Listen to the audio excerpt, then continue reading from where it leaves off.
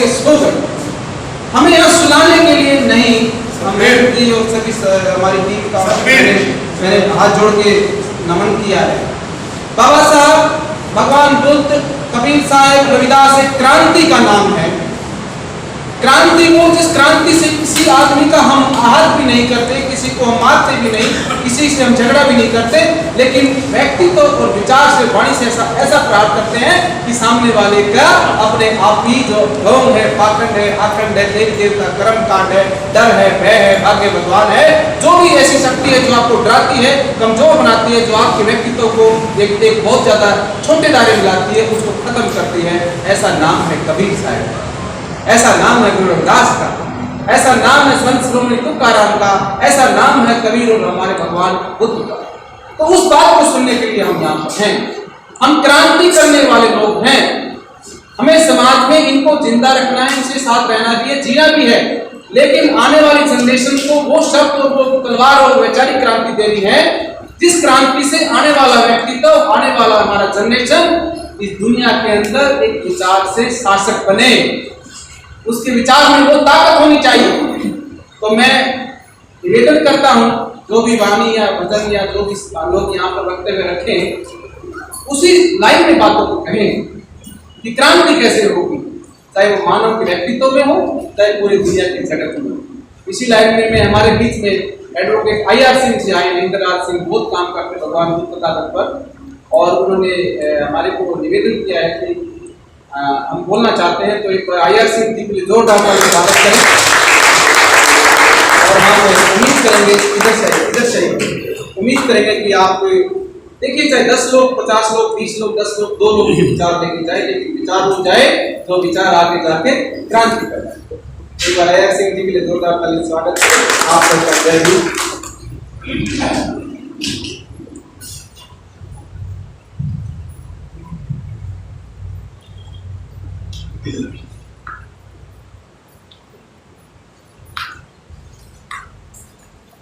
मैं को नमन करता हूँ और भारत के बाद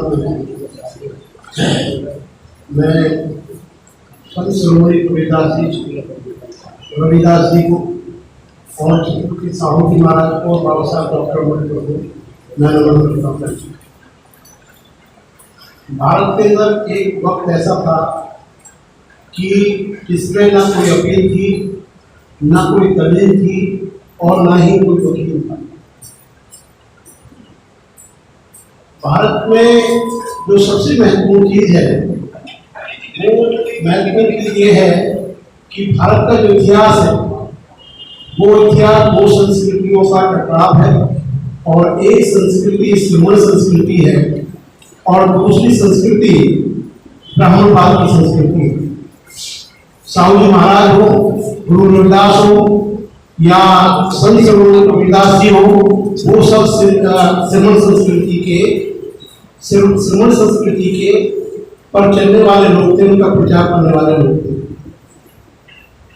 मैं यहाँ पे ये कहना चाहता हूँ कि कबीरदास जी हो या रविदास जी हो, उन लोगों को आपने देखा होगा कि वो श्रम करते थे, मेहनत करते थे और खुद मतलब मेहनत करके खाते थे। वो किसी के ऊपर, किसी मंदिर में कोई पर्ची भी नहीं थे, पैरासाइट नहीं थे, वो दूसरों का दोहन करने वाले व्यक्ति नहीं थे। विद्यावती महात्मा जी ने एक बहुत ही बड़ा फेमस थीसिस लिखा है संत साहित्य पर बौद्ध धर्म का प्रभाव। वो अगर आप गौर से देखोगे कि संत साहित्य पर बौद्ध धर्म का प्रभाव, जो विद्यावती महात्मा जी का थीसिस है, उन्होंने कहा कि भारत के अंदर जितने भी संत पैदा हुए हैं, चाहे वो गुरु रविदास जी हो, चाहे संत कबीर साहब हो, चाहे वो नानक जी हो, या जितने भी कवि हुए हैं, उन सब ने बौद्ध धर्म का ही प्रचार किया है। एग्जाम्पल के लिए जब बौद्ध धर्म की जो धम्मपद गाथा जो पवित्र है, उसके पहले गाथा में और दूसरी गाथा में कहा गया है कि मन सभी वस्तुओं का हुआ है और मन ही से मतलब मानव जो भी कार्य करता है वो सब मन ही उनमें उत्तम है। और इसी बात को गुरु रविदास जी ने कहा कि मन चलना तो कटौती में दूंगा।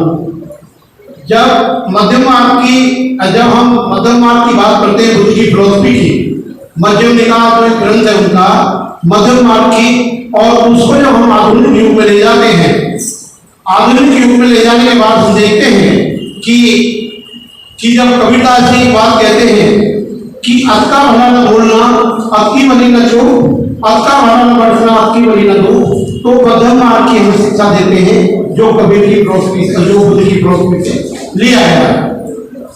सबसे महत्वपूर्ण बात, जब मैं बोलूंगा तो वैज्ञानिक बात पे बोलूंगा, जब मैं बात करूंगा तो एक तुलनात्मक अध्ययन की करूंगा।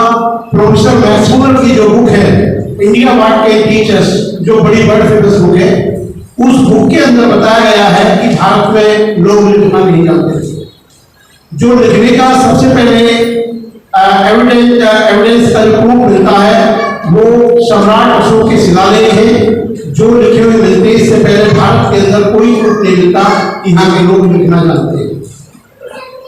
दूसरा मैं ये कहना चाहता हूँ कि जो बहुत इंपॉर्टेंट ध्यान देने की बात है कि मैं इस बात से सहमत नहीं हूं कि रामानंद जी, कबीरदास जी रामानंद के शिष्य थे।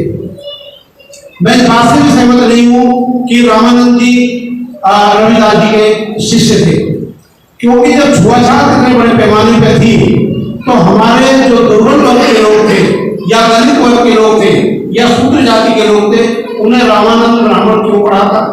अगर उनको पढ़ा सकता था तो भारत के लोगों में मैं सबको एजुकेशन देने का राइट होगा।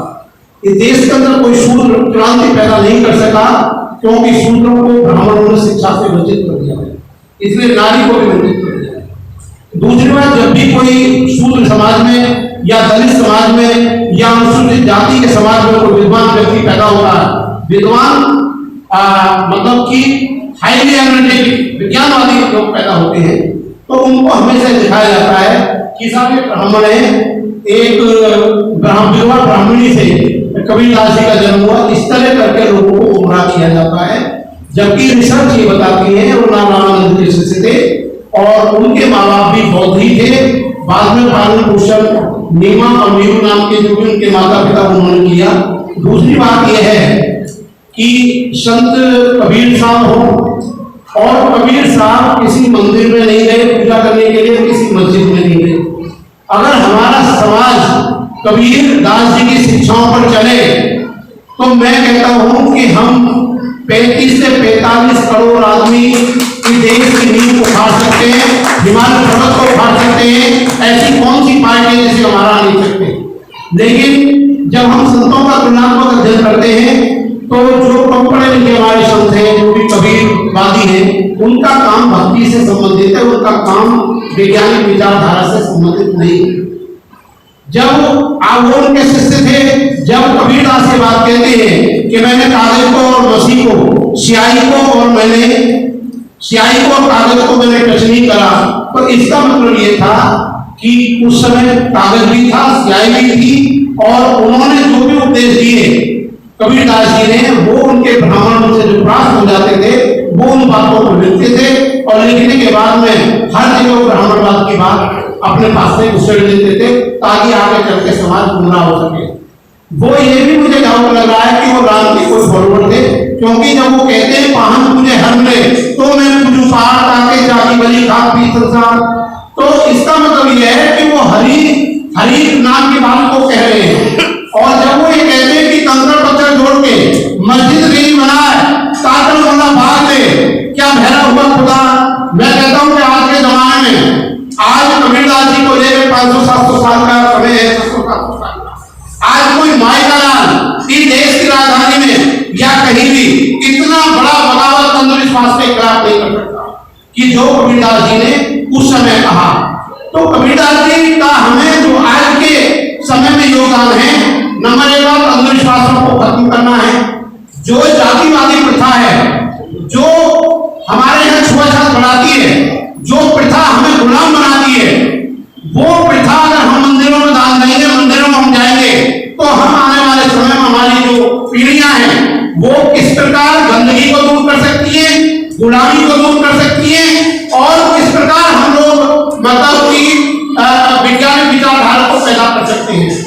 तो मैं आपको ये बताना चाहता हूं कि उस जमाने में गुरु रविदास जी भी और और गुरु कबीरदास जी भी महागुरु हुए हैं।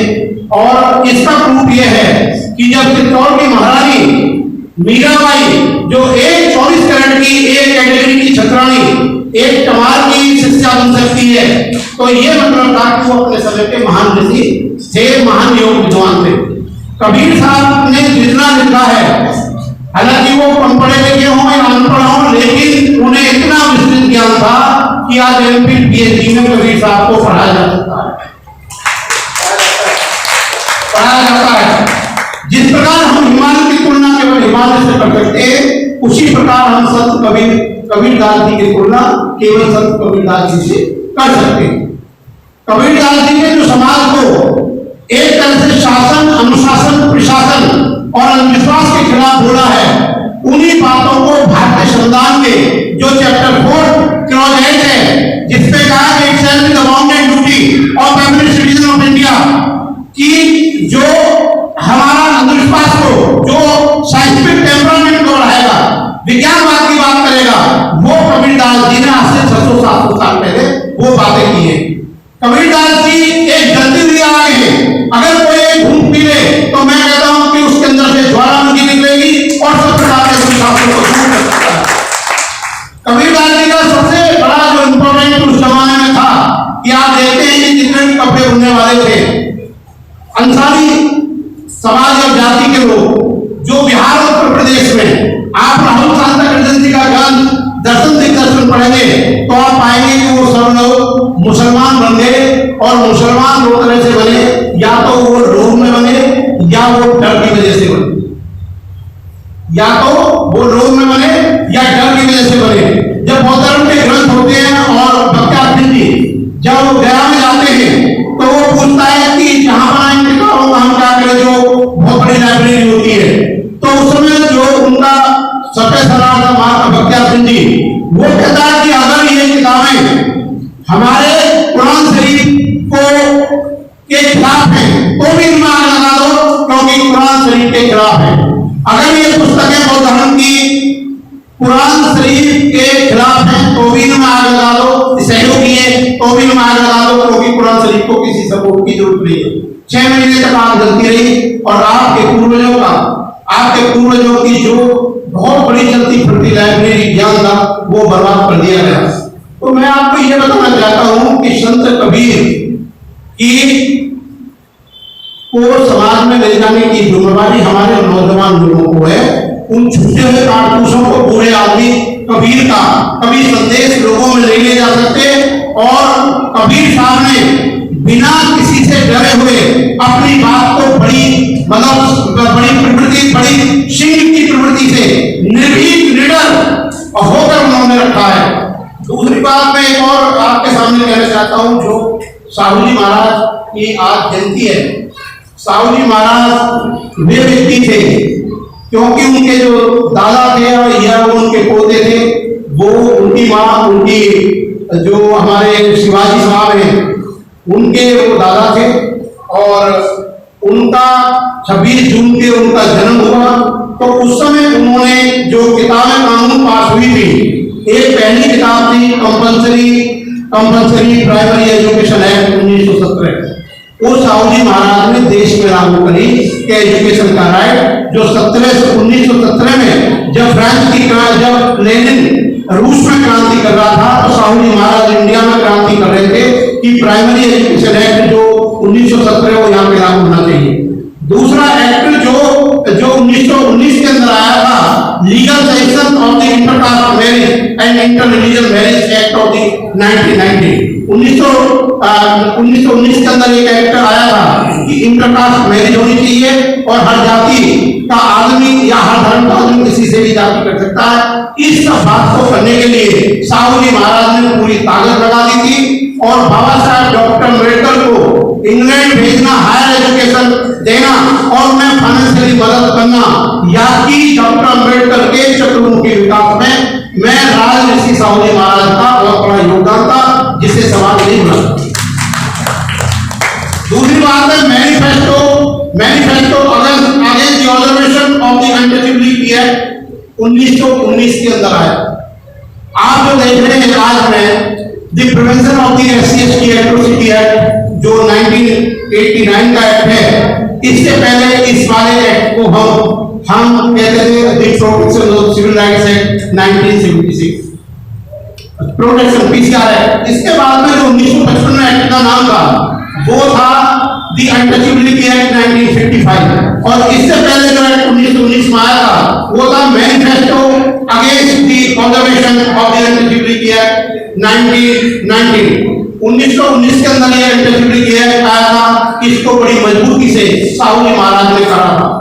लेकिन मेरे साथियों, इस देश का दुर्भाग्य है कि इस देश के अंदर जो महान पुरुष एक ज्योतिराव फूले हैं, ज्योतिराव फूले साहब कहते हैं कि जब तक इस देश के सुरकार, जब तक इस देश के दलित हिंदू देवी देवताओं की पूजा करते रहेंगे, देश में से छुआछूत 1000 साल तक भी खत्म नहीं होगी। ये पेरियार रामास्वामी साहब का बड़ा इंपॉर्टेंट बयान है। और ज्योतिराव फूले साहब माली समाज से थे, तो उत्तर भारत का माली बीजेपी में है, इसलिए उनको ज्यादा कोई इंपोर्टेंस नहीं देता। यहाँ का माली सैनिक समाज ज्योतिराव फूले साहब को कोई वेट नहीं देता। उनको अगर कोई वेट देता है तो उनको प्रचार करने वाला ज्योतिराव फूले साहब का और साहू जी महाराज का उत्तर भारत में लाने का श्रेय, उत्तर भारत में लाने का श्रेय केवल काशीराम जी का था, जिन्होंने काशीराम जी ने दोनों को मतलब इनका यहाँ पे इंट्रोडक्शन कराया। उत्तर भारत के नौजवान साहू जी महाराज के ज्यादातर उनके योगदान को मतलब नहीं समझ पाते। उनका सबसे बड़ा योगदान जो 2002 के अंदर था वो थी उनकी बलूदारी प्रथा। बलूदारी प्रथा ये थी कि सुल्तान के लोगों को जरा सी जमीन देके वो पूरे गांव की सेवा रखवाने का काम उन्होंने इसको खत्म कर दिया। इसके बाद दूसरा एक्ट था वतनदारी। वतनदारी में उन्होंने सुल्तानों के OBC और जितने जाति के लोग थे उनको परमानेंट मतलब उनको मालिक बना दिया जमीन देके। ये उनका था। तीसरी बात ये कि औरतों के विकास के लिए साहू जी महाराज ने बहुत ज्यादा काम किया। इतना काम किसी ने भी भारत में नहीं किया है कि सुल्तानों की आवाज उठाने वाले पहले व्यक्ति थे। आज मेरे साथियों वतन की जरूरत है और आज हम लोगों को हर अंधविश्वास से बिल्कुल दूर रहना चाहिए।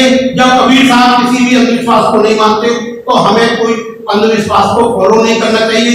जब मंदिरों से छुआछूत चलती है तो हम मंदिरों को क्यों बंद दें, क्यों अपना समय दें, क्यों उनके सामने झुके। और अंत में क्योंकि मेरा टाइम हो गया, मैं एक बात कहकर अपनी बात खत्म करूंगा। जुल्मों का बीज हम बोने नहीं देंगे, जुल्मों का बीज हम बोने नहीं देंगे और अपने भारत को आग हम लगने नहीं देंगे। ए वतन तेरी खुशियों की कसम, तेरे दामन पे दाम हम लगने नहीं देंगे। जय भीम, नमोकार, बहुत बहुत धन्यवाद। बहुत बढ़िया आजाद सिंह जी, बड़ी गहरी बात और काफी अच्छी उम्मीद थी, आपने बोलने का प्रयास किया, आपके आभार। इसी तरीके से हमें क्रांति का जो आंदोलन का रास्ता है वो मिडिल पाथ लेना है, भजन का भी भोजन का भी, लेकिन क्रांति का। इसी में हम भजन तो सुनाएंगे हम, लेकिन ऐसा भजन होगा जिसमें क्रांति होगी। इसी लाइन में मैं तुरीराम बोध जी दिल्ली पुलिस के इंस्पेक्टर हैं, उनको बुलाता हूँ। तो कवि भी है, अब उनका कवि का एक काव्य सुने, फेमस कवि भी, उसमें क्रांति भी हो। तुरीराम